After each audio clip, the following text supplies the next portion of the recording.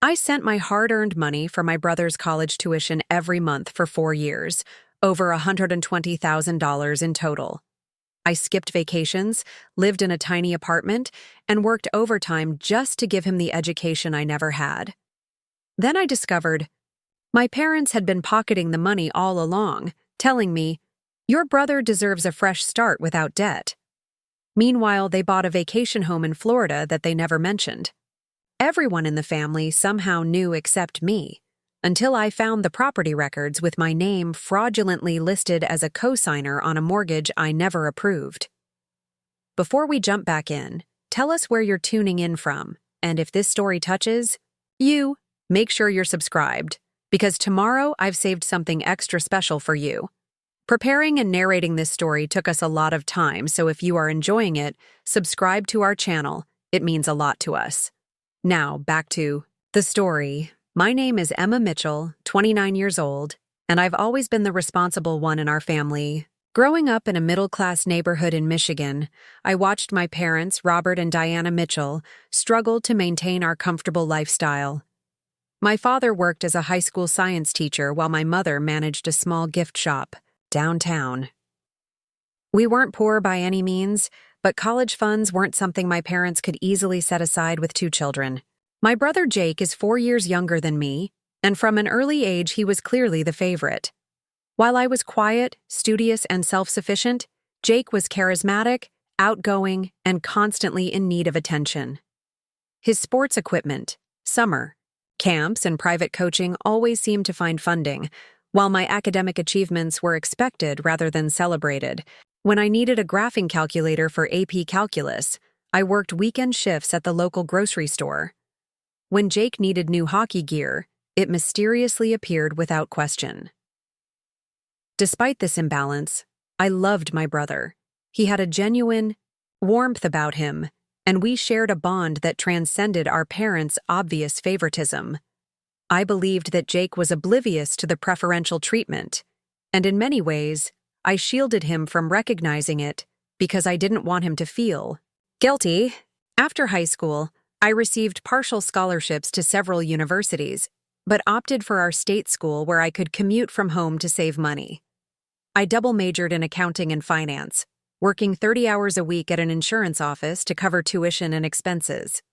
My parents contributed what they could, about a quarter of my costs, and I was grateful for that assistance, never questioning whether they could have done more. During my college years, I noticed my parents seemed unusually stressed about money. They refinanced our home twice, and my mother took on additional work at a department store during holidays. They explained that property taxes had increased dramatically, and healthcare costs were eating away at their savings. I never doubted them. Why would I? After graduation, I landed a position at a respected accounting firm in Chicago. The salary wasn't extraordinary for the financial sector, but it represented stability and growth potential. I moved into a studio apartment with just enough room for a bed, desk, and small kitchen table. My plan was to live frugally, build my savings, and eventually pursue an MBA that would open doors to more lucrative positions. Just as I was settling into my new life, my parents called with news that would alter my carefully constructed plans. Jake had been accepted to Cornell University, an impressive achievement, but one that came with a hefty price tag.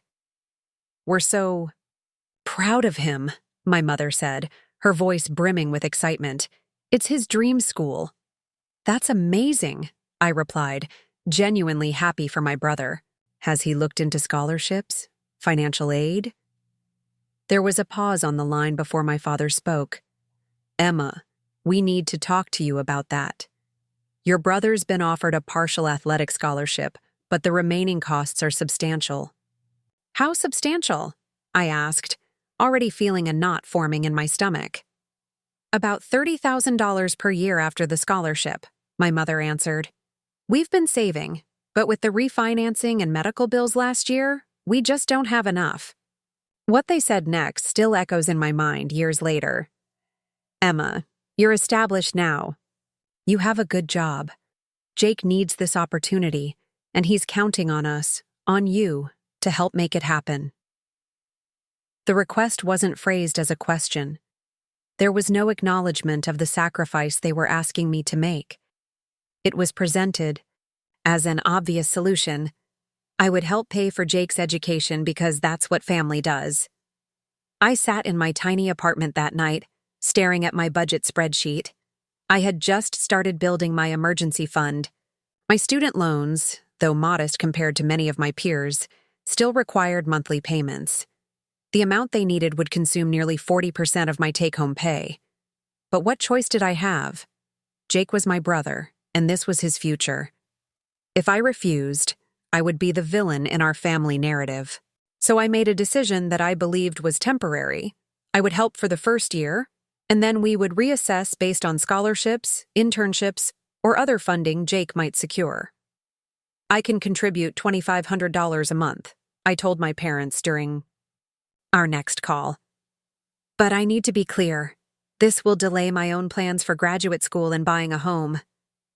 You're an angel, my mother gushed. Jake is so lucky to have you as a sister. We'll find a way to make it work after the first year, my father added. This is just to get him started. That first month, I transferred the money directly to my parents' account. They explained it was easier for them to handle the payments. To Cornell, since they were managing the scholarship paperwork and financial aid forms, it made sense at the time. My lifestyle changed dramatically. I took on freelance accounting work on weekends. I started packing lunches instead of occasionally eating out with colleagues. My social life dwindled to nearly nothing as I declined. Invitations to concerts, weekend trips, and even simple dinners out. Dating became a luxury I couldn't afford, both financially and in terms of time. When friends asked about my sudden frugality, I explained proudly that I was helping my brother attend Cornell. Most responded with admiration, though a few questioned why my parents weren't handling this responsibility. I defended them vigorously. They've worked hard all their lives. They're approaching retirement. This is something I can do now to pay them back for everything they've done for me. 3 months into the arrangement, Jake called me. I can't thank you enough for what you're doing, he said. Mom and Dad told me how much you're contributing. I promise I'll pay you back someday. Don't worry about it, I assured him. Just make the most of the opportunity. Study hard, make connections, and find a great job after graduation. That'll be repayment enough. I will, he promised. I'm thinking about adding a minor in entrepreneurship. The program here is incredible. I was genuinely happy for him, even as I ate ramen noodles for the 3rd time that week. Jake sounded excited, engaged, and appreciative. That was worth the sacrifice. The first year passed, and as expected, the reassessment my parents had promised never materialized. Instead, they explained that Jake's scholarship had actually decreased slightly due to an injury that affected his athletic performance. Now, they needed even more from me. It's just for 3 more years, my mother said. And you got that small raise, right? This is an investment in Jake's future. I agreed, despite the voice in my head questioning why Jake couldn't work part-time like I had during college, or why my parents hadn't prepared better for his education. I silenced those thoughts, feeling guilty for even considering them. After all, family supports family. That's what I'd always been taught. By the middle of Jake's sophomore year, I had been promoted at work, which helped ease the financial burden somewhat. However, I was still living paycheck to paycheck, with nothing left for savings or any form of enjoyment. My apartment hadn't seen a new piece of furniture since I moved in, and my wardrobe consisted exclusively of work-appropriate basics and weekend loungewear that was beginning to show significant wear. During a rare phone conversation with Jake, our communications had become less frequent as his college life blossomed. I asked casually about his courses and living situation. Classes are good, he said. Challenging, but interesting. And the apartment is amazing. So much better than the dorms last year.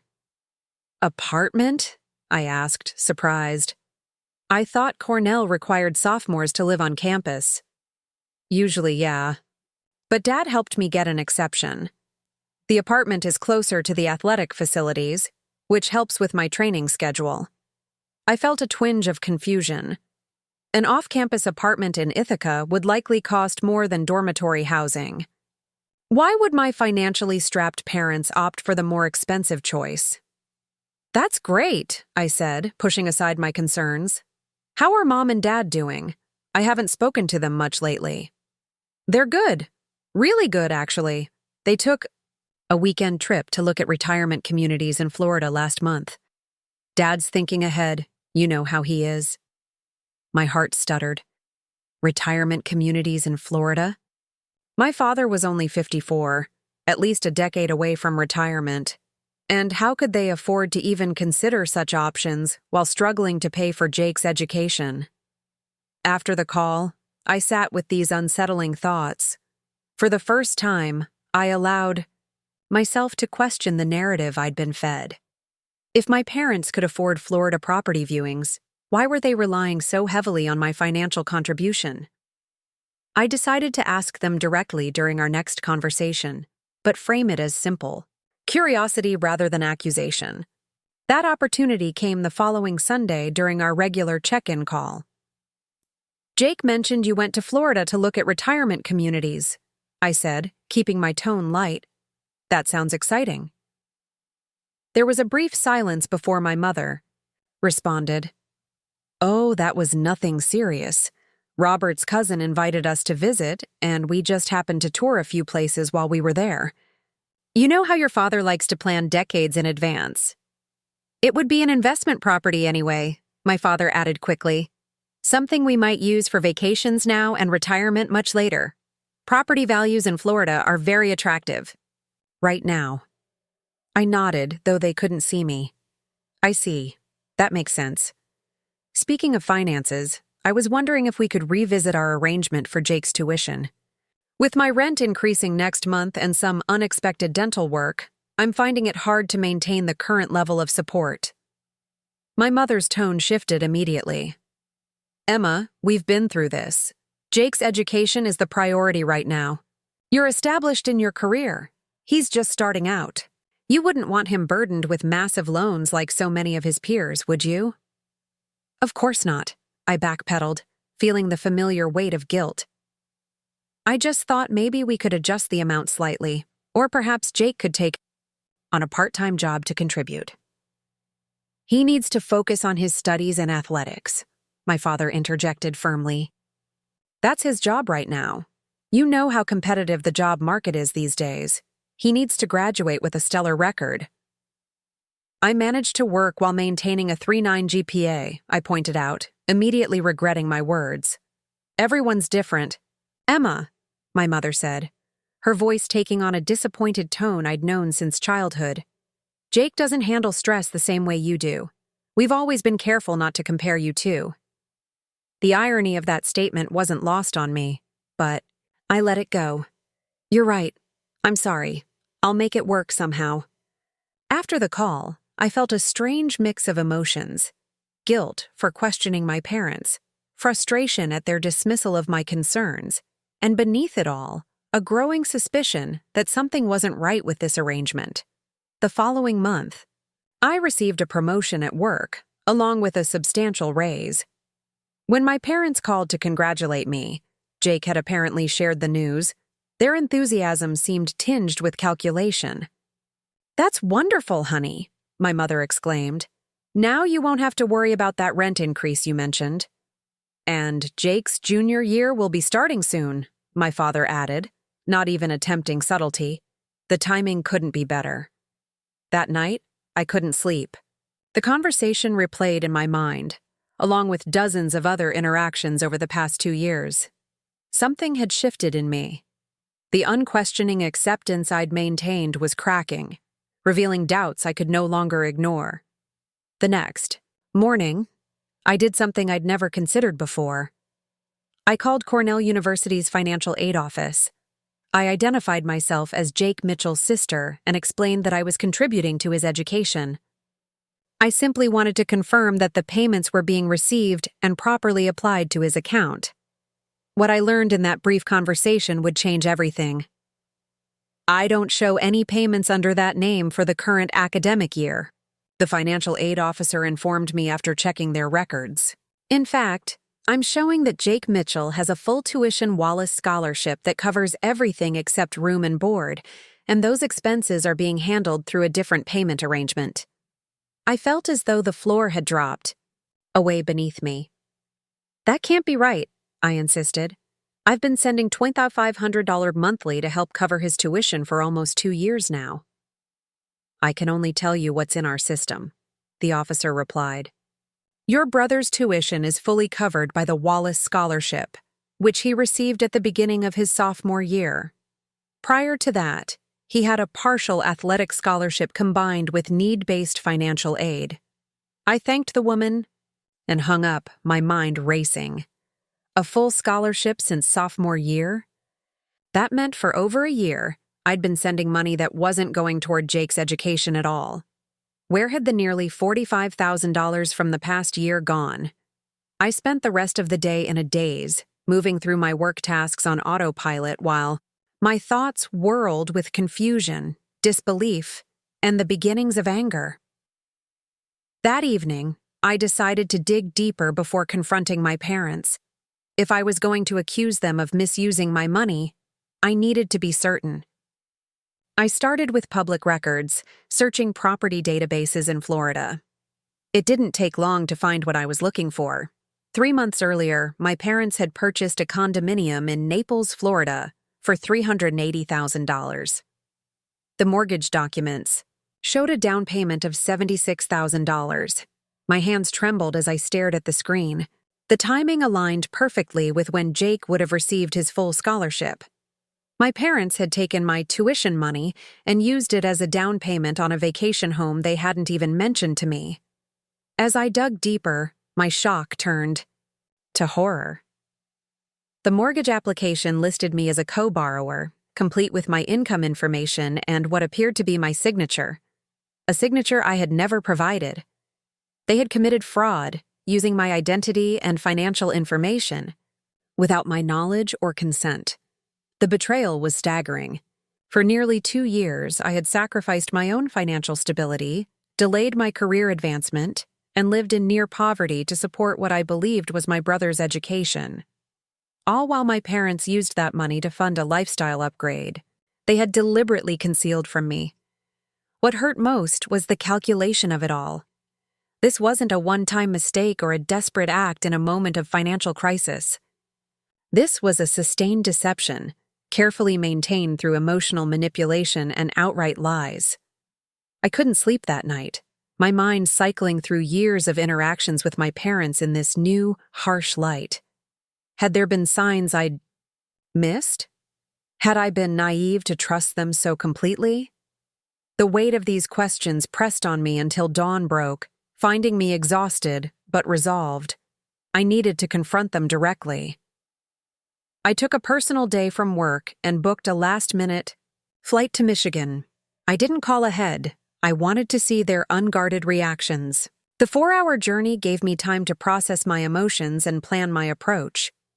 By the time I arrived at my childhood home, my initial rage had cooled into something more controlled, but no less potent. My mother answered the door, her surprise at seeing me quickly giving way to concern. "Emma? What are you doing here? Is everything okay?" "We need to talk," I said, walking past her into the house. "Where's Dad?" "He's in the den." "Emma, you're scaring me. What's going on?" I found my father in his favorite armchair, reading glasses perched on his nose as he scrolled through his tablet. He looked up, startled by my unexpected appearance. "Emma? This is a surprise. Your mother and I were just—" "Jake has a full scholarship," I interrupted, my voice steady despite the churning in my stomach. "He's had it since the beginning of his sophomore year." The look that passed between my parents confirmed everything before they could even speak. It was a look of alarm, guilt, and calculation, trying to assess how much I knew and how they might spin it. "Let's sit down and discuss this calmly," my father suggested, setting aside his tablet. "I'd rather stand," I replied. I also know about the condo in Naples, the one you bought with my money, the one you fraudulently put my name on as a co-borrower. My mother sank onto the couch, her face pale. Emma, it's not what you think. Really? Because I think you've been taking money from me under false pretenses for over a year. I think you committed identity theft by using my information on a mortgage application. I think you've been lying to me while using my hard-earned money to buy yourselves a vacation home. We were going to tell you, my father said, his tone shifting to one I recognized from childhood, the voice he used when trying to manage. A situation spinning out of control. We were waiting for the right time. The right time? I laughed bitterly. Like when? After I'd sent another $30,000 for Jake's senior year? Or maybe after I'd helped with his graduate school? You have to understand, my mother pleaded. The scholarship was unexpected. We had already committed to the property based on what we thought we could afford. When the scholarship came through, it seemed like a sign. We were going to make you part owner, surprise you with it once everything was finalized. By forging my signature and using my financial information without consent? I asked incredulously. That's not a surprise, Mom. That's a crime. My father stood, his expression hardening. Don't be dramatic. We're family. The condo is an investment for all of us. You'll thank us when property values double in 5 years. This isn't about real estate appreciation, I said, struggling to maintain my composure. This is about trust. About respect. You watched me sacrifice everything, my apartment, my social life, my savings, even needed dental work, all while you were diverting that money to a luxury you never intended to discuss with me. We did what we thought was best, my mother insisted. You've always been so responsible, so capable. Jake needs more support. We were trying to secure our retirement so we wouldn't be a burden to either of you later. The familiar rhetoric about Jake needing more support ignited something in me. And what about what I need? When have either of you ever considered that? I lived on ramen and worked 60-hour weeks to send you money that you stole from me. We didn't steal, my father began. Yes, you did, I cut him off. You obtained money through deliberate deception. That's the definition of theft. And the identity fraud is even worse. What do you want us to do? My mother asked, tears welling in her eyes. We can't undo the purchase now. Everything's tied up in the property. I want every dollar I sent you after Jake received his full scholarship returned to me, I stated firmly. You have 1 month to figure out how to make that happen. If you don't, I'll file a police report for the identity fraud and contact the mortgage company directly. My father's face flushed with anger. You would do that to your own parents? After everything we've done for you? What exactly have you done for me? I asked quietly. Besides take advantage of my trust and financial stability? Besides prioritize Jake's comfort over my basic needs for my entire life? Besides lie to me repeatedly while stealing my money? The question hung in the air between us. For perhaps the first time in my life I saw my parents at a loss for words. The narrative they'd constructed of selfless parents and the dutiful daughter who owed them unquestioning support was crumbling before their eyes. 1 month, I repeated, and I want my name removed from that mortgage immediately, regardless of what happens with the repayment. As I turned to leave, my mother called after me. Emma, please, let's talk about this rationally. We're family. I paused at the door, looking back at the 2 people who had shaped my understanding of family, of obligation, of my own worth. Family doesn't exploit each other, I said softly. Family doesn't lie and manipulate and steal. Whatever this is, between us, it's not family. Not anymore. Walking out of that house was the hardest and most liberating moment of my life. I had finally confronted the dynamic that had defined my existence for as long as I could remember. I was the reliable one, The responsible one. The one who sacrificed without complaint while others benefited from my efforts. But now, for the first time, I was also the one who said, enough. The flight back to Chicago was a blur of conflicting emotions. Anger coursed through me like electricity, making my hands shake and my jaw clench. Beneath that was a profound sadness, not just for the money I'd lost, but for the shattering of trust that I'd always considered unbreakable. Family was supposed to be your foundation, your safe harbor. Mine had become quicksand. As the plane descended through cloud cover, revealing Chicago's skyline, I made a decision. This confrontation was just the beginning. I would no longer accept being used or taken for granted. The patterns established throughout my childhood, my sacrifices, Jake's privileges, my parents' manipulations, were over. The next morning, I called in sick to work for the second day in a row, something I'd never done before. I needed time to think, to plan my next steps carefully. First, I consulted with a lawyer specializing in identity theft and financial fraud. The consultation wasn't cheap, but I needed to understand my options. There are two paths here, the lawyer, Ms. Brennan, explained. The legal route, filing police reports, pursuing criminal charges for the identity theft, and potentially a civil suit to recover damages. Or the private resolution, giving your parents the opportunity to make this right without legal intervention. And if I choose the private route but they don't comply? I asked. Then we can still pursue legal action, but the delay might complicate things. Courts sometimes question why you didn't report fraud immediately if you were truly an unwilling participant. I nodded, absorbing this information. I want to give them the chance to fix this, not for their sake, but for mine. I need to know if there's anything left of the relationship worth salvaging. After the consultation, I drafted a formal letter to my parents with the lawyer's guidance. It outlined exactly what I knew, the legal implications of their actions, and my expectations for resolution. Complete removal of my name from the mortgage, repayment of $45,000 within 30 days, and a full accounting of any other financial instruments or accounts opened in my name. I had the letter sent via certified mail, requiring a signature for delivery. It felt cold and impersonal, communicating with my parents through legal documents rather than the loving phone calls I'd maintained for years. But it was necessary. Emotions had clouded my judgment for too long. Now I needed clarity and accountability. 3 days after sending the letter, I received a call from Jake. His voice had a frantic edge I'd never heard before. "Emma, what the hell is going on? Mom and Dad are freaking out about some letter they got from you. Dad's talking about having to sell the Florida condo. Mom's been crying nonstop." I took a deep breath. "Did they tell you why I sent that letter?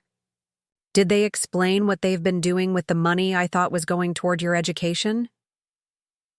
Silence stretched across the line. "They said there was a misunderstanding about finances, that you're upset about some investment they made." "It wasn't a misunderstanding, Jake," I said firmly. "It was deliberate deception.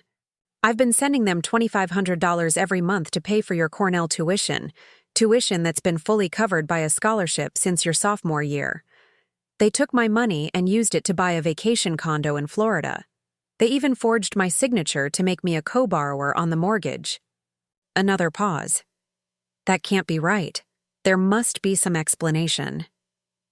"The explanation is simple. They lied to me and stole from me," I replied, surprising myself with how steady my voice remained. "You've had a full-ride scholarship for over a year. Did you know that?" Yes. I got the Wallace Scholarship last year, but I thought they told you. I assumed the money you were sending was going toward my housing and expenses, or being saved for grad school." "Well, it wasn't. It was going toward a beachfront property that I knew nothing about until I discovered their fraud." Jake's voice became defensive. "Look, I'm sure they were planning to tell you. Maybe they were trying to surprise you with part ownership or something." The familiar pattern emerged again, Jake being given the benefit of the doubt while my concerns were minimized. Even now, he was instinctively defending our parents rather than acknowledging the harm done to me. They forged my signature, Jake. They used my financial information without consent. That's not a well-intentioned surprise. It's a crime. And beyond the legal issues, they watched me struggle financially for years while taking my money under false pretenses. "You're really going to pursue legal action?" he asked, disbelief evident in his tone. "Against our parents?" "I've given them an opportunity to make this right privately. If they choose not to take it, then yes, I'll have to consider legal options." "This will destroy them, Emma. Their reputation, their finances, everything." "They should have considered that before committing fraud," I said, a wave of fatigue washing over me. "I have to go. Think about what I've said, Jake. Really think about it." After hanging up, I stared at my phone, wondering if I'd just lost my brother along with my parents' trust. The thought was painful, but I reminded myself that relationships built on manipulation and inequality weren't healthy anyway.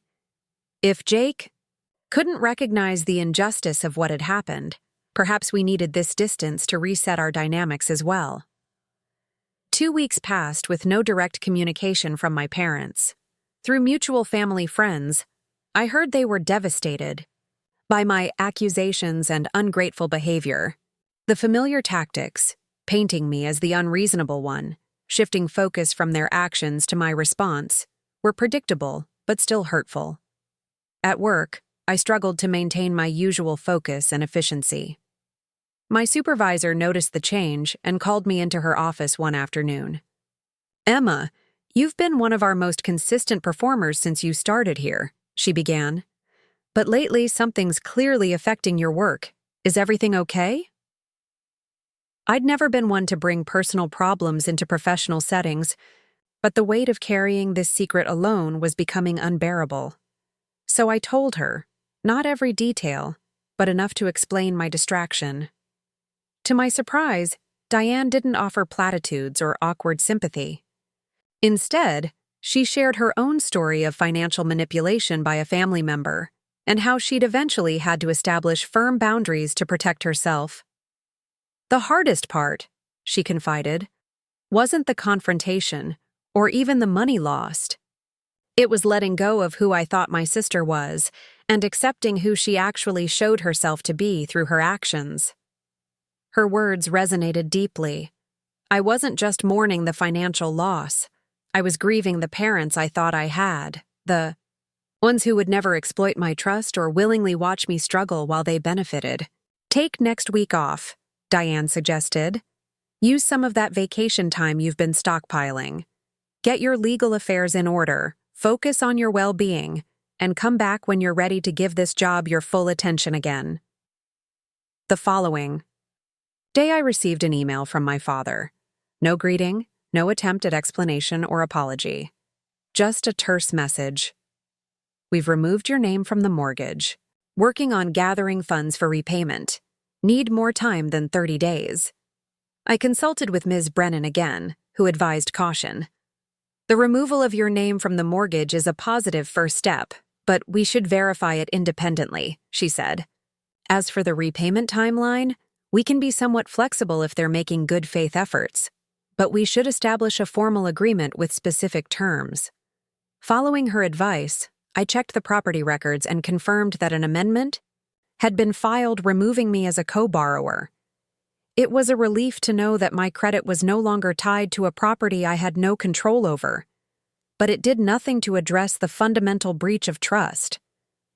During my week off, I focused on rebuilding my life with the assumption that the money might never be returned. I created a new budget, researched more affordable housing options, and started applying for positions that might offer better advancement opportunities. I also began therapy, something I'd avoided for years despite friends' suggestions, to process the complex emotions around family betrayal. My therapist, Dr. Chen, helped me recognize patterns I'd been blind to my entire life. What you're describing is financial abuse combined with something called parentification, she explained.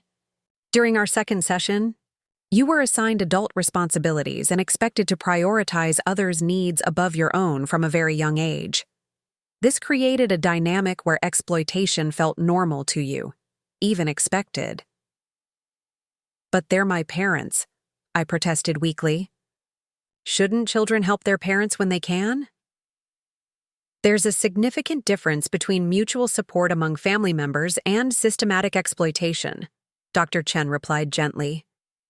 Healthy family relationships involve reciprocity, respect, for boundaries, and honest communication. What you're describing lacks all three. As the 30-day deadline approached, I received a call from my mother. It was the first time we'd spoken directly since my confrontation at their house. Her voice sounded small, almost unrecognizable without its usual confident tone. "Emma, we've sold some investments," she began without preamble. "We can transfer $20,000 now and the remainder over the next 3 months. Will that be acceptable?"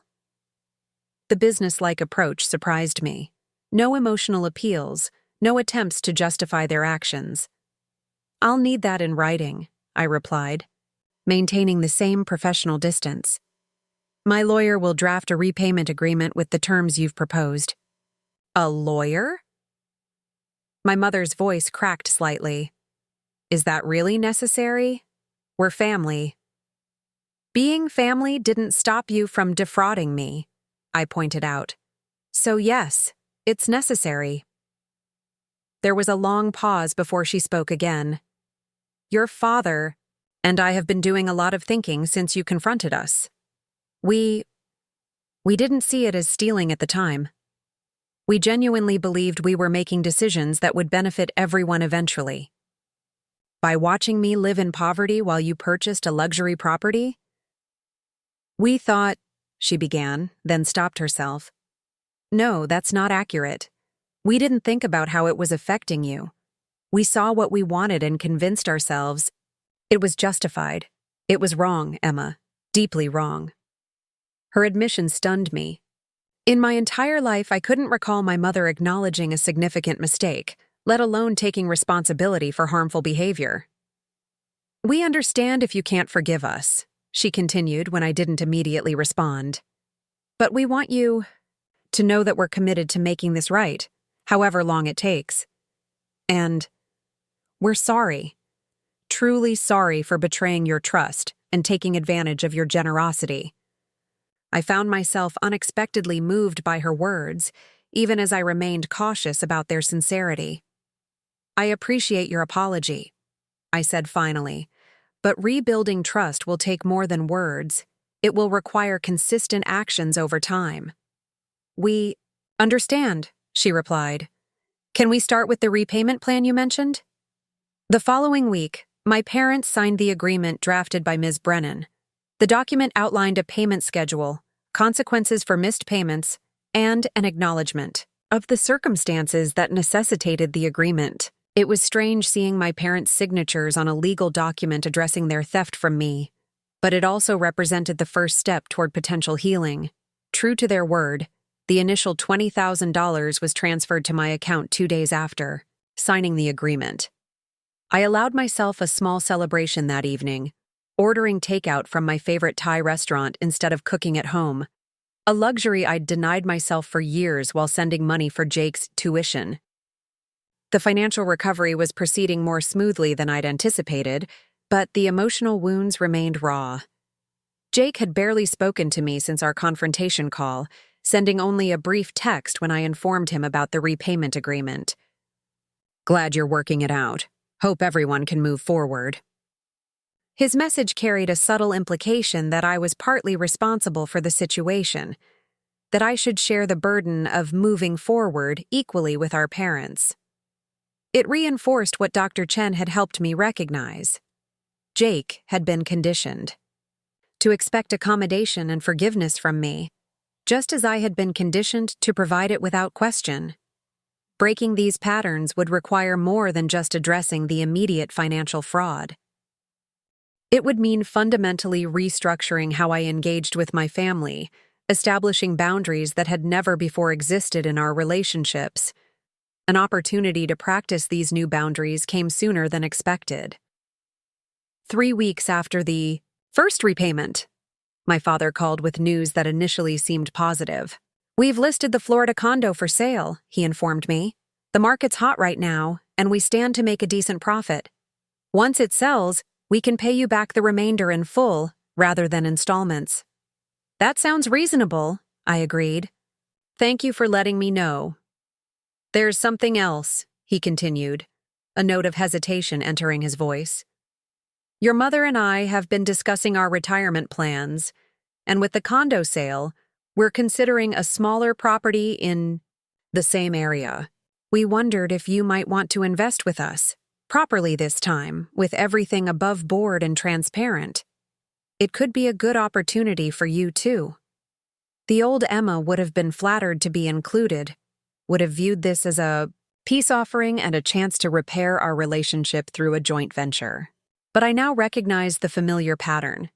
I was being pulled back into financial entanglement with people who had already betrayed my trust once. "I'm not comfortable with that," I said firmly. "I need to focus on rebuilding my own financial security before considering any investments, especially ones that would tie me to family members again." "This would be different," he insisted. "We've learned our lesson. Everything would be properly documented, completely transparent." "Dad, you and Mom committed fraud against me less than 2 months ago," I reminded him. "The fact that you're already suggesting another financial arrangement shows that you don't understand the magnitude of that breach of trust." "We're trying to make amends," he argued, frustration creeping into his tone. "To include you in opportunities rather than taking advantage. Making amends means respecting my boundaries and giving me time to heal, not proposing new financial entanglements.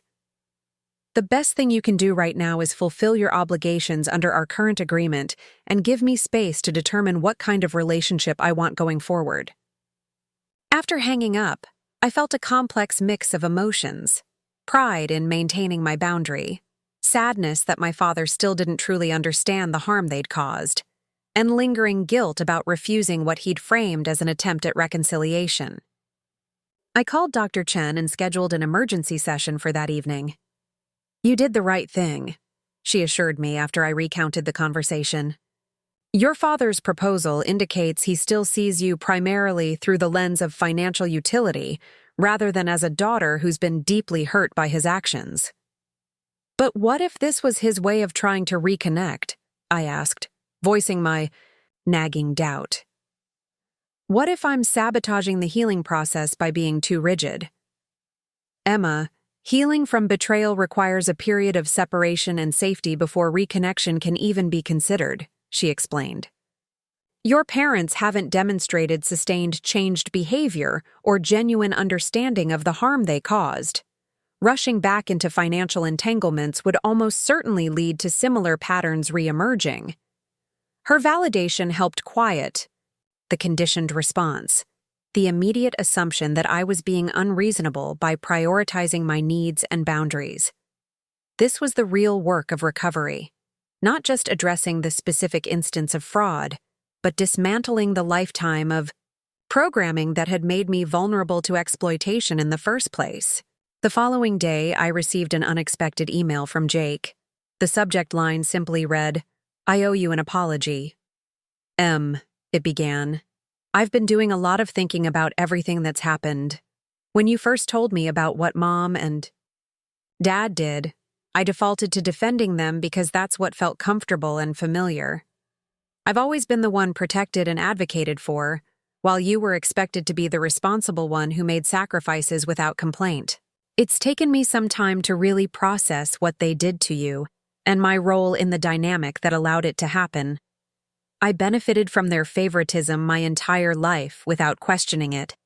I accepted your financial support without considering the cost to you. I was complicit through my silence and acceptance of advantages I didn't earn. I want you to know that I've spoken with Mom and Dad, not to defend them, but to make it clear that I stand with you in holding them accountable. What they did was wrong, morally and legally, and your response has been more measured and reasonable than many people's would have been in similar circumstances. I don't expect immediate forgiveness. Like Mom and Dad, I need to demonstrate, through actions, not just words, that I'm committed to building a more equal and respectful relationship with you. But I wanted you to know that I see you, I hear you, and I'm genuinely sorry for my part in a family dynamic that treated your needs and boundaries as optional while mine were prioritized. With love and regret, Jake. I read the email 3 times, tears streaming down my face. It was the first time in my life that someone in my family had truly acknowledged the unequal treatment I'd experienced without qualification or justification. The validation of my experience, not just the recent fraud, but the lifelong pattern it exemplified, felt like a weight lifting from my chest. I didn't respond immediately. Instead, I sat with the message, allowing myself to feel the complex emotions it triggered: relief, vindication, lingering hurt, and cautious hope. My brother's acknowledgement wouldn't erase the past or guarantee a healthy relationship moving forward, but it represented something I hadn't dared hope for: the possibility that at least one family member was capable of growth and genuine accountability. 3 months after discovering my parents' fraud, I stood in the doorway of my new apartment, surveying the space that represented my first step toward true independence. It wasn't luxurious by any means, a 1-bedroom in a renovated brownstone, with wood floors that creaked and windows that let in beautiful morning light. But it was mine, secured with my own savings and the first 2 repayments from my parents. Most importantly, it was a space untainted by sacrifice or manipulation. The condo in Florida had sold quickly, allowing my parents to fulfill their financial obligation ahead of schedule. The remaining $25,000 had been transferred to my account the previous week, accompanied by a handwritten letter from both of them. Unlike their previous communications, this one contained no justifications or subtle attempts to minimize what they'd done. Instead, it was a straightforward acknowledgement of the harm they'd caused and a recognition that money alone couldn't repair the damaged trust. "We understand that repaying what we took is only the beginning," they wrote. "The breach of trust we caused cannot be fixed through financial restitution alone. We are committed to respecting your boundaries and doing the work necessary to earn back any measure of trust you might someday be willing to extend to us again." I placed the letter in a box with other family mementos, not displayed prominently, but not discarded either. It represented a milestone in our fractured relationship, the first time my parents had truly owned their actions without deflection or emotional manipulation. My phone buzzed with a text from Lydia, a colleague who had become a close friend during the past difficult months. "Moving truck all unloaded? Need help unpacking?" "All done with the heavy lifting," I replied. "Just arranging things now. Dinner later?" "Absolutely. First meal in the new place should be celebrated." This was another change in my life since setting boundaries with my family. I had allowed myself to cultivate friendships that had previously taken a back seat to family obligations. Lydia had been particularly supportive, having experienced similar family dynamics with her own parents. As I unpacked my kitchen boxes, my phone rang with Jake's number displayed on the screen. Our communication had been cautious but consistent. Since his apology email, small steps toward rebuilding a relationship based on mutual respect rather than prescribed roles. "Hey, Jake," I answered, wedging the phone between my ear and shoulder as I arranged mugs on an open shelf. "Hey, Em, just checking in to see how moving day went." "Pretty smooth, actually. The new place is coming together nicely." "That's great," he said, a note of genuine enthusiasm in his voice. "Listen, I have some news I wanted to share with you first, before I tell Mom and Dad." I paused in my unpacking, intrigued by his deliberate choice to prioritize me for this announcement. "What's up?" "I've been offered a job in Chicago, a startup focused on sustainable urban agriculture. Exactly the kind of work I've wanted to do with my environmental science background." "Jake, that's fantastic. Congratulations." My enthusiasm was genuine, though accompanied by a flutter of apprehension. Jake moving to my city would inevitably complicate the careful distance I'd established from family matters. As if reading my thoughts, he continued, "I want to be clear about something, Emma. Me moving to Chicago doesn't mean automatic family dinners or assumptions about getting together all the time.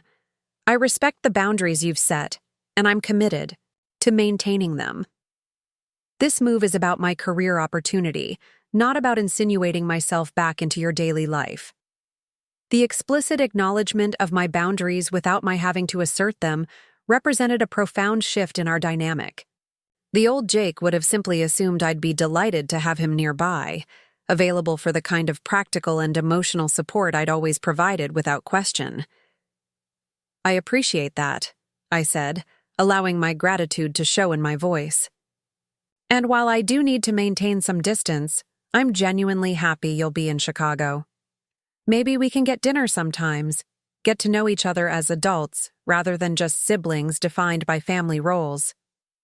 "I'd like that very much," he replied, a smile evident in his tone. "Anyway, I just wanted to share the news. I'll let you get back to unpacking." After we hung up, I continued arranging my belongings, reflecting on the unexpected turns my life had taken since that fateful discovery.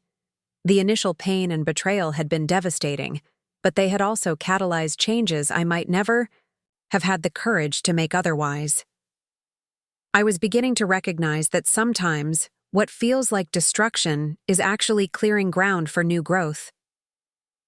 That evening, Lydia arrived with a bottle of wine and containers from my favorite Thai restaurant, a small housewarming celebration that felt more meaningful than any elaborate party.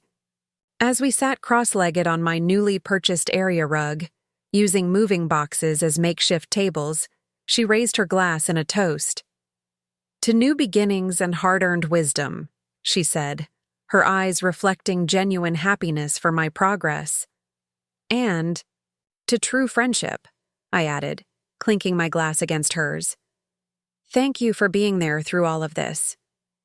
"You did the hard part yourself," she reminded me. "Setting boundaries with family is one of the most difficult things anyone can do. I'm just glad I could offer some moral support along the way."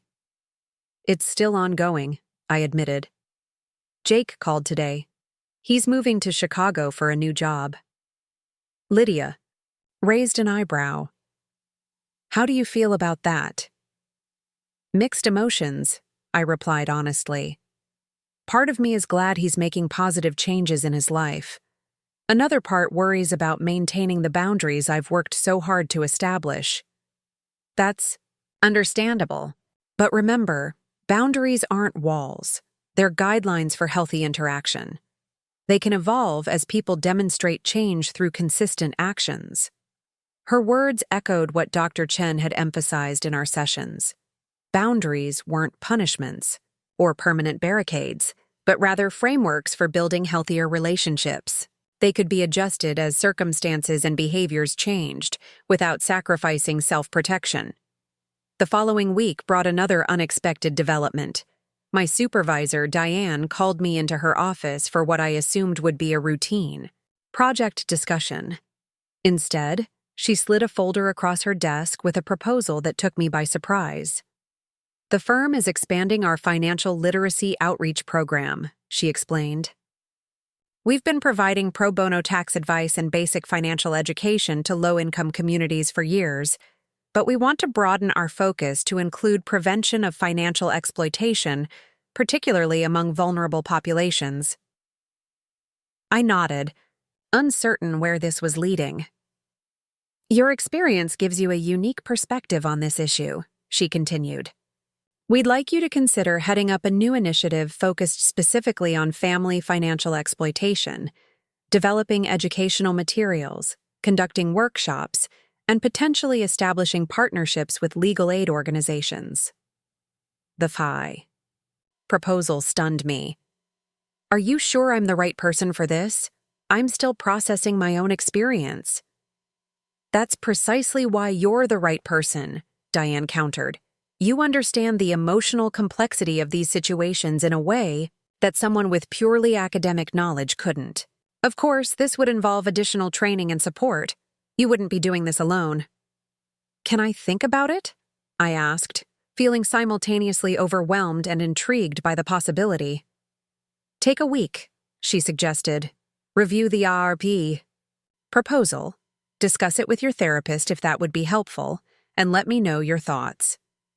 That evening, I shared the proposal with Dr. Chen during our regular session. Her response was measured but encouraging. There's significant research showing that helping others through situations similar to your own trauma can be healing, she explained. It's called post-traumatic growth, finding meaning and purpose from painful experiences. However, timing matters. Engaging too early in advocacy work can sometimes re-traumatize rather than heal. How do I know if I'm ready? I asked, genuinely uncertain whether taking on this role would help or hinder my recovery. Consider whether you can discuss your experience without becoming emotionally overwhelmed, she suggested. Can you recognize the broader systemic issues without losing sight of your individual healing journey? And perhaps most importantly, can you maintain appropriate boundaries while doing this work? These questions provided a framework for my reflection over the following days. I realized that while the pain of my family's betrayal still lingered, it no longer consumed me. I could discuss what had happened with a certain emotional distance that hadn't been possible months earlier. Moreover, the prospect of helping others navigate similar situations stirred something in me, a sense of purpose emerging from the ashes of betrayal. If my experience could help even one person recognize and escape financial exploitation before it devastated their life, perhaps some meaning could be salvaged from my own suffering. After careful consideration, I accepted the position, with the caveat that I would start slowly, focusing initially on developing materials rather than direct client interaction. Diane respected this boundary, arranging for me to collaborate with the legal team and a psychologist specializing in financial trauma. The work proved more fulfilling than I could have anticipated. Drawing on my professional expertise in accounting and my personal experience with family financial exploitation, I helped create resources that addressed both the practical and emotional dimensions of these complex situations. The project gave me a vocabulary for experiences I'd struggled to articulate and connected me with others who had faced similar challenges. 6 months into this new role, I was invited to speak at a financial literacy conference. My presentation, Breaking the Cycle, Recognizing and Responding to Family Financial Exploitation, would be my first time sharing my story publicly. As I prepared my remarks, I wrestled with how much personal detail to include and how to frame my family's actions in a way that was honest but not vindictive. The night before the conference, I received an unexpected email from my mother. The IE subject line read simply, "Proud of you." "Emma," she wrote, "a colleague shared the conference agenda with me, noting your presentation tomorrow. I want you to know that while it's painful to recognize our actions as part of the problem you'll be addressing, your father and I are genuinely proud of how you've transformed a painful experience into something that will help others. If sharing our failures can prevent other families from making similar mistakes, then some good will have come from our terrible choices. We continue to respect your boundaries and expect nothing in return for this message. We simply wanted to acknowledge your courage and integrity, qualities we failed to appreciate fully until they were directed at holding us accountable." The email brought unexpected tears. It contained no requests, no subtle manipulations, no expectations of response, just acknowledgement and support without conditions. It was perhaps the healthiest communication I'd received from my mother in my entire life. I chose not to respond immediately, allowing myself time to process my emotions without rushing into either gratitude or skepticism. This, too, was part of my growth, learning that I could receive communication without feeling obligated to respond on someone else's timeline. The conference presentation the next day exceeded my expectations. Speaking to a room of financial professionals, social workers, and advocates, I shared key elements of my experience while focusing primarily on the broader patterns and warning signs of family financial exploitation. The response was overwhelming. Numerous attendees approached me afterward with their own stories or questions about helping clients in similar situations. One woman in particular left a lasting impression. An elder law attorney in her 60s. She waited until most of the crowd had dispersed before approaching me. "I've been practicing law for over 30 years, she said, her eyes bright with unshed tears. "And I've handled countless cases of financial exploitation, but I've never heard someone articulate so clearly how these situations develop gradually through established family dynamics. You've given me a new framework for understanding my clients' reluctance to hold family members accountable." "That means a lot," I replied, genuinely moved by her response. "Sometimes I worry that sharing my personal experience might seem unprofessional." "On the contrary," she assured me. "Your willingness to be vulnerable gives others permission to acknowledge their own experiences. That's incredibly powerful." She handed me her card before leaving. "I serve on the board of a national organization focused on preventing financial abuse. We're always looking for fresh perspectives. If you're ever interested in expanding your advocacy work, please contact me." The interaction left me contemplating how much my life had changed in the span of a year. From being financially exploited by my own family to being recognized as an emerging voice in preventing such exploitation, the transformation was remarkable, not just in its scope, but in how it had reframed my understanding of my own worth. A week after the conference, Jake invited me to coffee at a cafe near my apartment. It was our third meeting since he'd moved to Chicago. Each interaction slightly more comfortable than the last, as we carefully established a new dynamic based on mutual respect rather than prescribed roles. "I saw a recording of your conference presentation," he said after we'd settled at a corner table with our drinks. "It was powerful, Emma. You've taken something terrible and created something meaningful from it." "Thanks," I replied, still adjusting to receiving genuine praise from my brother without an undercurrent of competition or resentment. The response has been encouraging. It helps me feel like some good can come from what happened. Jake nodded, then hesitated before continuing. "I've been thinking a lot about my role in all of this. Not just the recent situation with the tuition money, but the lifetime of imbalance that preceded it." "You didn't create the dynamic," I pointed out. "We were both children when these patterns were established." "True, but I perpetuated it. Well into adulthood," he acknowledged, "I accepted advantages without questioning where they came from or who was paying the price. I want you to know I'm working on that. In therapy, actually." This admission surprised me. Jake had always been dismissive of therapeutic intervention, viewing it as something for other people with real problems. "That's great," I said, genuinely impressed by his commitment to personal growth. "How's it going?" "Challenging," he admitted with a rueful smile. "Turns out being the golden child creates its own set of issues. Difficulty accepting failure, imposter syndrome, problematic entitlement patterns. But it's helping me understand how I contributed to a system that hurt you consistently." The honesty of his self-reflection touched me deeply. For perhaps the first time in our adult lives, I felt we were having a conversation as equals, both acknowledging our flaws and working toward growth, neither one carrying the emotional burden for the other. "I've been thinking about something else too," Jake continued.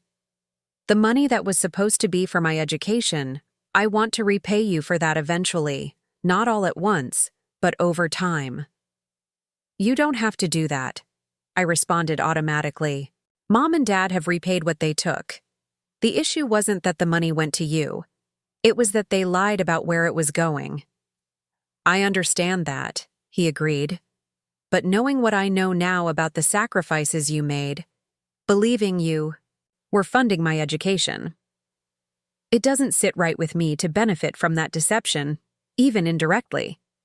This isn't about obligation. It's about what feels right to me as I try to build an adult relationship with you based on mutual respect."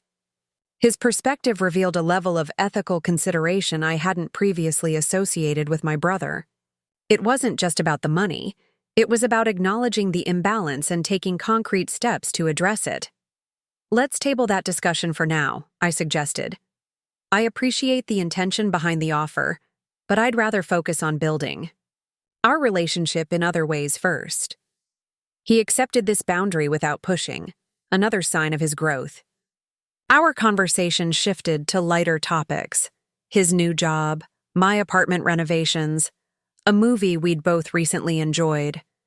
For perhaps the first time, we were simply two adults enjoying each other's company without the weight of family dynamics dictating our interaction. Walking home from the cafe, I reflected on the unexpected trajectory my life had taken. The discovery of my parents' betrayal had been devastating, but it had also functioned as a catalyst for profound personal growth. I had established boundaries I'd never thought possible, reclaimed my financial independence, and developed a voice to help others facing similar situations. More importantly, I had begun to recognize my own worth beyond what I could provide for others, to understand that my value wasn't determined by my utility or sacrifice. This shift in self-perception had altered every aspect of my life, from my career to my friendships to my family relationships.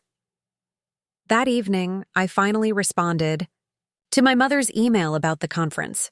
My message was brief but sincere. "Thank you for your support. It means a lot to know that you understand the importance of this work. I'm not ready for regular communication yet, but I do appreciate your respect for my boundaries and your acknowledgement of the past. That represents real progress." Her reply came within minutes. "We understand completely and expect nothing more than what you're comfortable with. We're here whenever and however you might want us in your life, even if that's very limited. Your well-being matters more than our wishes." These exchanges represented small steps toward a potential future relationship based on genuine respect rather than exploitation. I had no illusion that the deep patterns established over decades could be completely transformed in a matter of months, but I allowed myself to acknowledge the progress that had occurred. As I prepared for bed that night, I noticed the moon, through my bedroom window, full and bright, illuminating the urban landscape below. It struck me as an apt metaphor for my journey. What had once been hidden in darkness was now visible in the light of awareness. The truth, once seen, could not be unseen, and that visibility, though initially painful, had ultimately been the first step toward healing. 5 years after discovering my parents' financial deception, I stood at the podium of a national conference on financial exploitation, surveying the audience of over 500 professionals. The journey from victim to advocate had been neither straightforward nor easy, but looking at the eager faces before me, social workers, financial advisors, law enforcement officials, and survivors, I felt a profound sense of purpose that had emerged from my pain. Financial exploitation within families often goes unrecognized and unreported, I began, my voice steady and confident in a way that still occasionally surprised me. The emotional bonds that should protect us can sometimes become the very chains that keep us trapped in cycles of abuse. But today, I want to focus not just on identifying exploitation, but on what happens afterward, how we rebuild, recover, and ultimately reclaim our lives.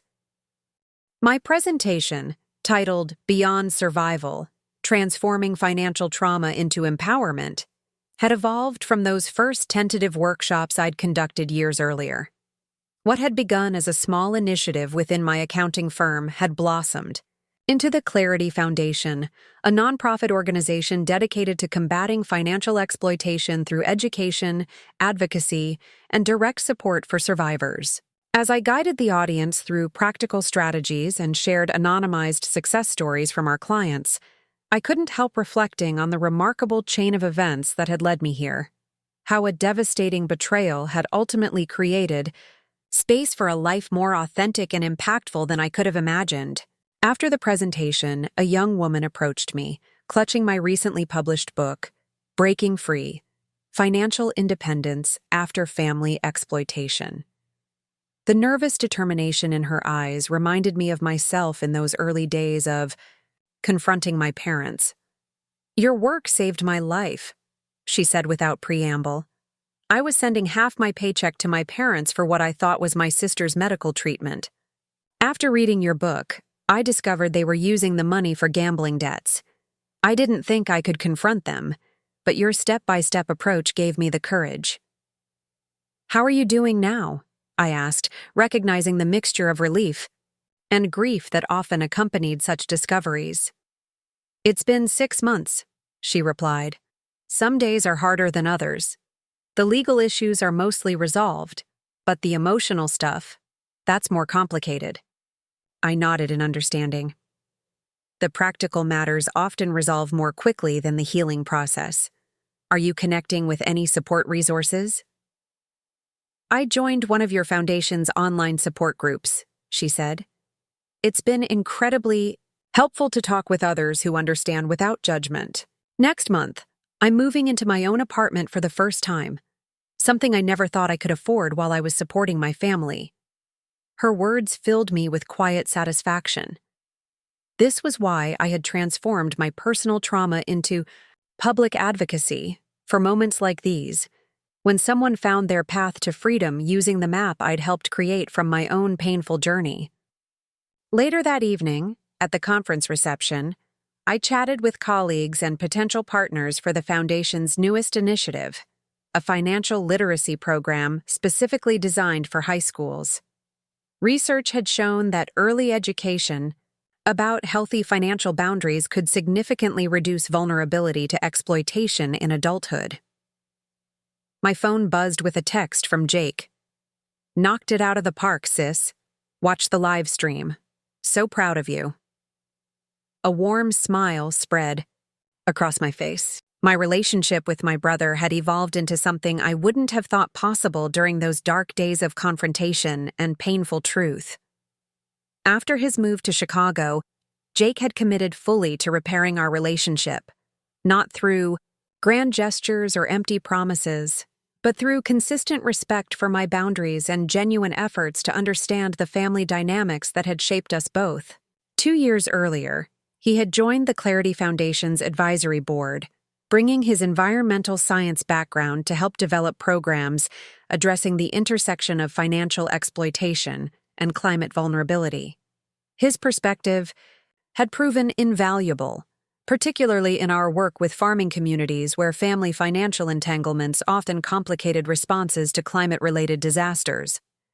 More importantly, Jake had become something I'd never had before, a true ally within my family of origin. His presence on the Foundation's board wasn't a case of nepotism or obligation, but a genuine alignment of values and purpose that had developed organically as we both grew. The reception concluded with the announcement of next year's conference location, Boston, where my parents now lived. They had downsized significantly after selling their Michigan home, using part of the proceeds to establish a scholarship fund for first-generation college students. This act of genuine generosity, done quietly without expectation of recognition, had been one of many small steps demonstrating their commitment to change. My relationship with my parents had taken the longest to reconstruct, proceeding through carefully defined stages of limited contact, monitored interactions, and gradually increasing trust as they consistently respected my boundaries. We would never have the uncomplicated closeness that some families enjoyed, but we had developed something perhaps more valuable, a relationship based on honest communication and mutual respect, rather than obligation or manipulation. When I returned to my hotel room that night, I found an email from my mother in my inbox. Unlike the anxiety such communications had once provoked, I opened it with calm curiosity. "Emma," she wrote, "your father and I watched your presentation online today. The wisdom and compassion you showed, especially toward those still entangled in situations like what you experienced with us, moved us deeply. We remain grateful for the chance to make amends, however partially, for our betrayal of your trust. Seeing how you've transformed that painful experience into a lifeline for others fills us with admiration for your strength and integrity, qualities we failed to appreciate fully when you were growing up. We're looking forward to your visit next month, but please know that if the conference in Boston next year feels too close for comfort, we completely understand if you need to maintain more distance during that time. Your boundaries remain paramount to us. With love and continued gratitude for the chance to be part of your life, even in this limited way. The email exemplified the transformation in our communication, their acknowledgement of past wrongs without expectation of absolution, their explicit respect for my boundaries, and their willingness to prioritize my comfort over their desires. It wasn't perfect, but it represented genuine growth that would have seemed impossible in the aftermath of their betrayal.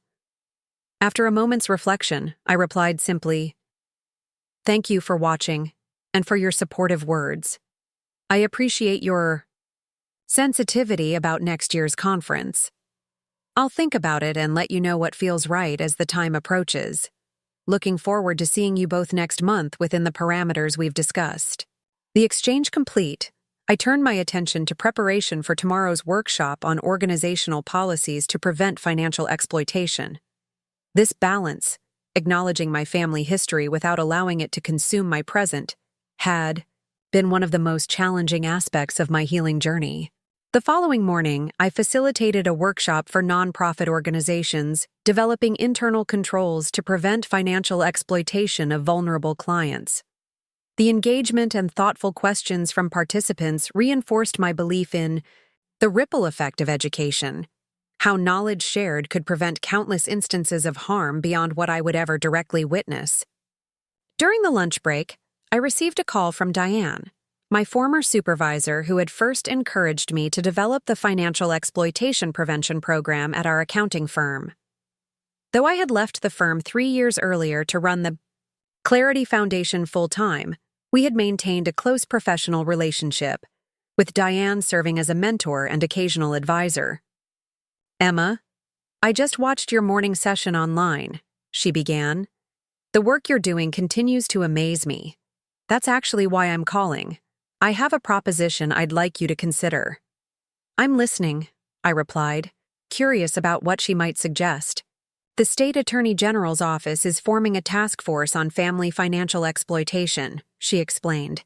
"They're looking for experts from various disciplines to develop policy recommendations for legislative reform. Given your unique combination of accounting expertise and advocacy experience, you'd be an ideal addition to the team." The opportunity took my breath away. Moving from direct support and education into policy development represented a chance to effect change at a systemic level, to help shape laws and regulations that could protect countless individuals from experiencing what I had endured. "This would be a significant commitment," Diane continued. "Quarterly meetings for the next 2 years, plus research and document preparation between sessions. But the potential impact is substantial." "When do they need an answer?" I asked, already mentally reviewing my current commitments and how this might fit alongside them. "By next week. Take some time to consider it. This isn't something to decide impulsively." After we hung up, I stepped outside the conference center for a moment of quiet reflection. The cool autumn air carried the scent of fallen leaves and new possibilities. 5 years ago, I had been focused solely on survival, on reclaiming my financial independence, and processing the trauma of betrayal. I could never have imagined that path would lead to opportunities to influence policy at the state level. That evening, I called Dr. Chen, who had remained an occasional counselor and sounding board throughout my journey.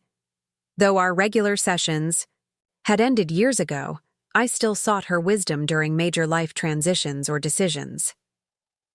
"This task force role aligns beautifully with your values and abilities," she observed after I explained the opportunity. "But I'm curious about how you're feeling about the proximity to your parents that next year's Boston conference would create. These two situations are arising simultaneously for a reason, perhaps. Her insight, as always, cut to the heart of the matter. The policy work would require me to engage more directly with systems and authorities I had once felt had failed me when I reported my parents' fraud. The Boston conference would bring me physically closer to my parents than I had been in years, potentially triggering old patterns or anxieties. I think I'm ready for both, I said slowly, recognizing the truth in my words as I spoke them. Not because the hurt has disappeared entirely, but because I've developed the tools to manage it effectively. 5 years ago, I needed distance for protection. Now, I can maintain my boundaries without requiring physical separation. That's significant growth, Dr. Chen noted. Remember that readiness doesn't mean these steps will be effortless. They'll likely bring up complex emotions that require continued mindfulness. I understand, I assured her. I'm not expecting either opportunity to be easy, just worthwhile. After our call, I took out my journal, a practice Dr. Chen had recommended early in my therapy journey. Writing had become a crucial tool for processing emotions and clarifying thoughts, especially during times of transition or decision-making.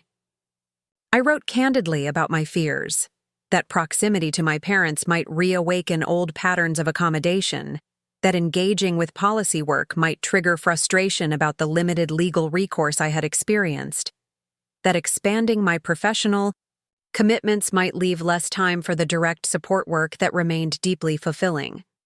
But I also wrote about my hopes, that continued controlled engagement with my parents might further the healing process for all of us, that my lived experience could inform policy changes to better protect others, that expanding my influence could create more opportunities for the Foundation's work to reach those in need. By the time I closed my journal, my path forward felt clearer. I would accept the task force position and attend the Boston conference, while maintaining the boundaries and self-care practices that had supported my recovery thus far. The final day of the conference featured a panel discussion on rebuilding after financial trauma, where I joined 3 other survivors turned advocates to share insights about the recovery process. The moderator's first question set the tone for a powerful conversation. Each of you has transformed a deeply painful personal experience into advocacy work that helps others, she began. What was the turning point that allowed you to move from victim to advocate?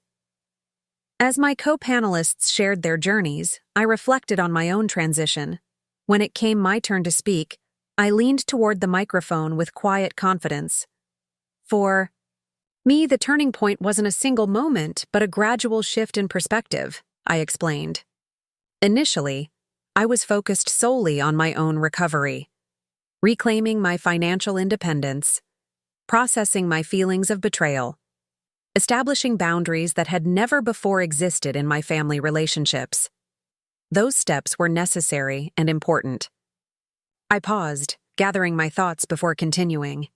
The shift toward advocacy began when I realized that the knowledge I'd gained through my experience and recovery could serve others. A colleague suggested I develop educational materials about family financial exploitation, and something clicked. I understood that while I couldn't undo what had happened to me, I could potentially prevent similar harm to others. The moderator nodded encouragingly. Was that transition healing for you personally?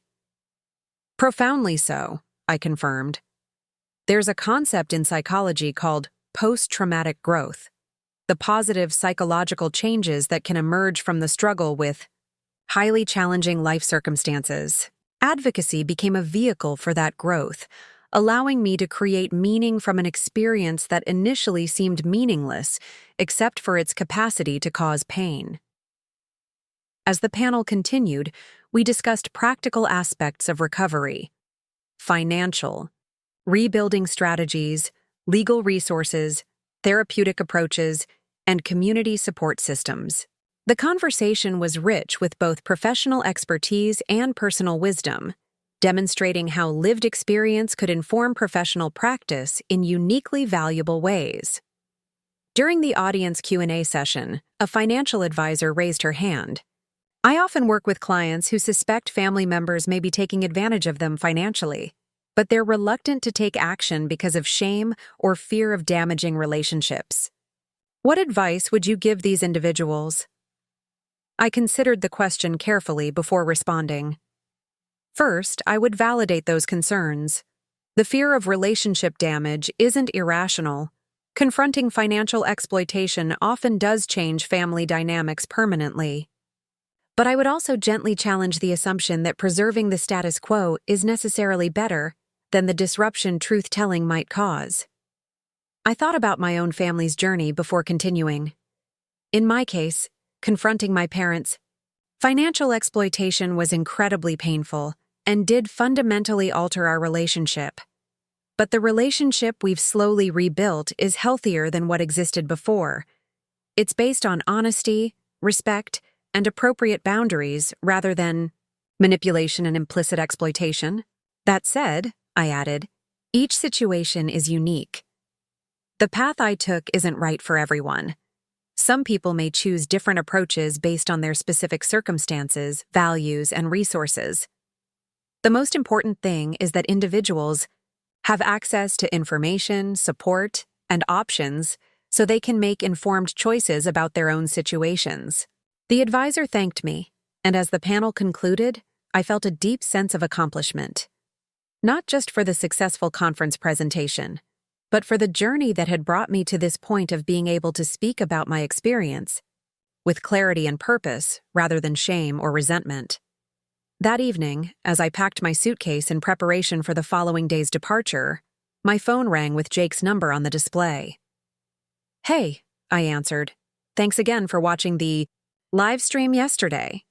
"Of course," he replied. "Listen, I'm calling because I just got off the phone with Mom. They're considering coming to Chicago for Thanksgiving this year, but she wanted me to check with you first before making any plans. She was very clear that they won't come if it would make you uncomfortable having them in the same city during the holiday." This thoughtful consideration of my feelings, consulting me before making plans rather than presenting me with a fait accompli, represented another small but significant demonstration of how our family dynamics had evolved. 5 years ago, my parents would have made their plans based on what they wanted, perhaps informing me afterward with the expectation that I would accommodate their choices. "I'd be okay with that," I said after a moment's reflection. "We could do Thanksgiving dinner at your place, with the boundaries we've established for family gatherings." These boundaries included time limits, agreement about conversation topics to avoid, and an understanding that I might need to step away if I felt overwhelmed, all designed to make family interactions sustainable rather than depleting. "Are you sure?" Jake asked. "Mom was very explicit that you shouldn't feel any pressure." "I'm sure," I confirmed. "We've all made progress, and I think we can handle a holiday gathering within the parameters we've established." After hanging up, I finished packing with a sense of quiet satisfaction. The fact that I could contemplate a family holiday without anxiety represented significant healing, not because the past had been erased or forgotten, but because I had developed the inner resources and external boundaries to engage with my family on my own terms. The next morning, as my flight took off, I gazed out the window at the landscape below, thinking about the journey ahead. The task force work would begin next month. The Foundation's high school financial literacy program would launch in the spring. My second book was due to my editor by summer. And somewhere in the midst of these professional commitments, I would continue the personal work of maintaining boundaries, processing residual emotions, and building relationships based on mutual respect rather than obligation. 5 years earlier, when I discovered my parents' betrayal, I could never have envisioned this future. In those dark days, I had felt only loss of trust, of financial security, of family connections I had valued despite their dysfunction. But from that painful breaking point had emerged possibilities I couldn't have imagined: a mission-driven career, healthier relationships, and most importantly, a deep connection to my own worth beyond what I could provide for others. As the plane reached cruising altitude, I opened my laptop to review notes for an upcoming Clarity Foundation board meeting.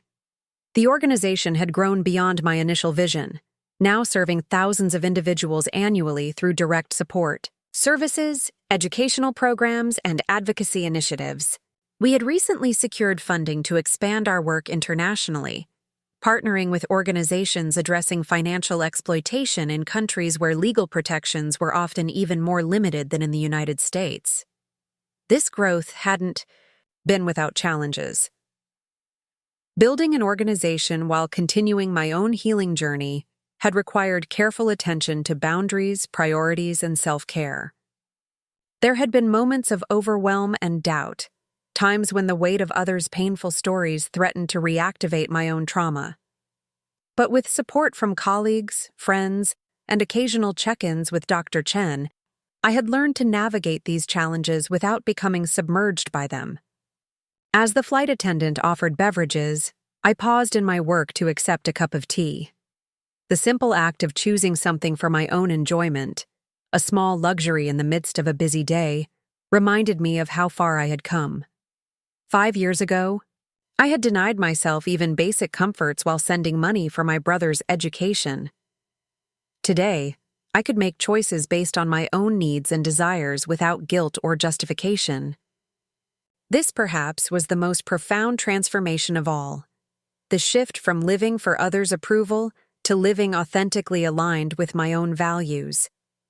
The journey from exploitation to empowerment had taught me that true generosity could only arise from wholeness, not depletion. That boundaries were not selfish but necessary for sustainable relationships, and that speaking truth, however painful initially, created space for genuine healing and growth. As the plane began its descent toward Chicago, I closed my laptop and gazed out at the familiar skyline. This city, once simply the location of my job, had become the foundation of my rebuilt life, the place where I had discovered my voice, my mission, and my capacity to transform pain into purpose. The coming years would bring new challenges and opportunities, both personal and professional. The work of recovery and advocacy was never truly complete. There would always be more healing to facilitate, more awareness to raise, more policies to improve. But I no longer approached these challenges from a place of depletion or obligation.